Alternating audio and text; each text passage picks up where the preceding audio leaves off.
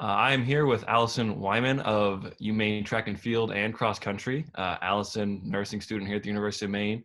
Kind of an interesting story. One of these nursing students have elected to graduate early to jump in against the fight in this pandemic. Just first and foremost, how you doing? I'm doing great given the circumstances. Pretty good. Broadcasting live from Orono, I believe you mentioned. Yes, in Orno. Right. So again, just going back to what we're talking about here, I read nearly 40 students from the University of Maine electing to graduate early, 2 weeks early, jump into the workforce, and you were one of them. Could you kind of walk us through what that process was like, how you guys were given this option, and maybe why you decided to take it? Right. So there were 38 nursing students who graduated a few weeks early this year. And basically, we were told in early April, we were contacted by all of our professors and told that due to COVID-19, they were hoping to graduate us early and have all of us submit our assignments months to weeks early, earlier than expected, so that we would have a leg up in comparison to other nursing students in terms of taking the NCLEX sooner and passing our boards so that we could enter the workforce sooner. So yeah, it all happened so quickly, and we were told early April that they wanted us to submit all of our assignments by April 20th in hopes that we would be done April 21st and they could send out our information to Maine State Board of Nursing. Wow.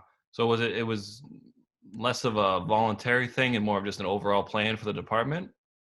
I wouldn't say that. We had a Zoom with all of our professors. They wanted to know our input. The School of Nursing was great in the whole, with everything going on. They were really great, wanted our input, wanted to know what we thought. And it was something that I think all of the nursing students ultimately came to an agreement on. And we all want to be helpful during the pandemic. So I think it was certainly a common agreement amongst all of us that that was something we were all interested in doing. Wanting to be helpful and all that, I get that, but really was it just to get out of having to do online classes for 2 more weeks? Honestly, the last semester of nursing school isn't too bad for nurses, especially in comparison to the other 3.5 years we had of nursing school. It's not the hardest semester, so that wouldn't have been too bad. It was really more partnership that all of us were kind of panicking. How would we complete partnership?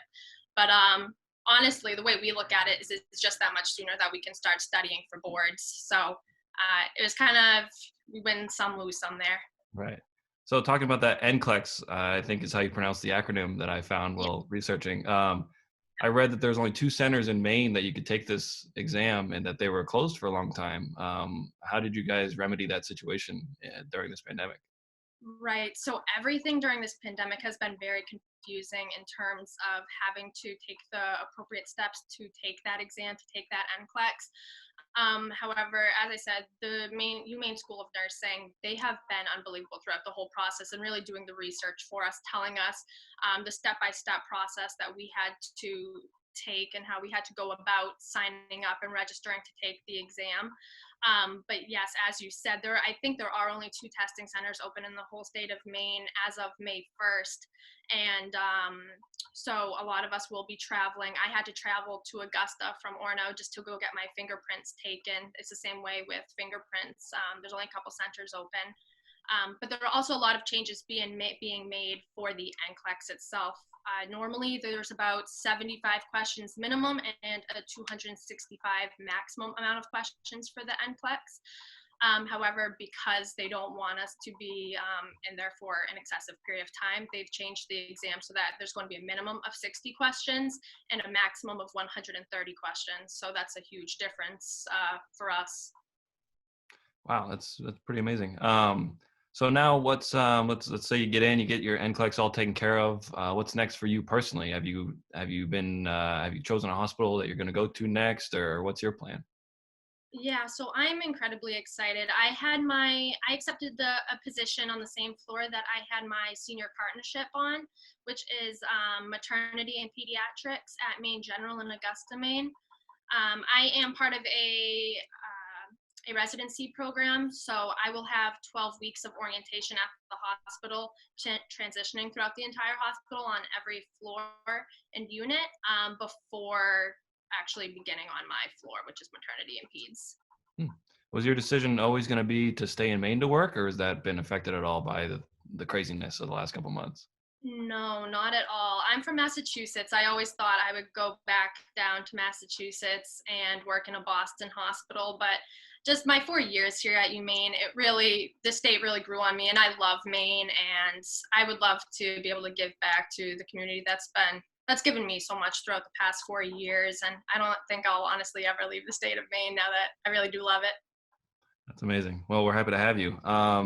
As a member of cross country and track and field, the track and field spring season was cut a little short, from what I understand. Mhm. Can you talk about that and hearing that news that the end was so sudden, and what that was like for you as an athlete? Right. It was really hard. I mean, for all student athletes, I think I can speak for everybody when I say that there's no closure for anybody. And it was just so abrupt and so sudden. And my heart really broke for my teammates who work throughout the whole fall and winter for their spring sports. I wasn't as strongly affected by this as a lot of my teammates because I have had a lot of injuries.